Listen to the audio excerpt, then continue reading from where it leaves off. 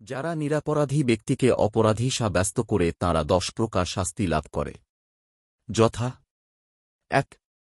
সে শিরোপীড়া, শূলরোগ প্রভৃতির যে কোনো তীব্র বেদনা ভোগ করে। 2. তার স্বীয় শ্রমলব্ধ সম্পত্তির অপচয়, হানি হয়। 3. তার হাত পা প্রভৃতি অঙ্গপ্রত্যঙ্গের ক্ষতি হয়। 4. তার শরীরের একাংশ পক্ষাঘাতগ্রস্ত, চক্ষুহানি, মেরুদণ্ড বিকৃত, কুষ্ঠরোগ প্রভৃতি গুরুতর রোগ উৎপন্ন হয়। 5. সে উন্মাদ রোগগ্রস্ত হয়। 6. তাকে রাজাপরাধী সাব্যস্ত করে রাজকর্ম ত্যাগে বাধ্য করা হয়। 7. সে অকৃতপূর্ব, অভূতপূর্ব, অশ্রুতপূর্ব বিষয়ে জড়িত হয়ে নিদারুণ কলঙ্কের ভাগী হয়। 8. তার নিজের আশ্রয়দাতা জ্ঞাতিগণের বিয়োগ হয়। 9.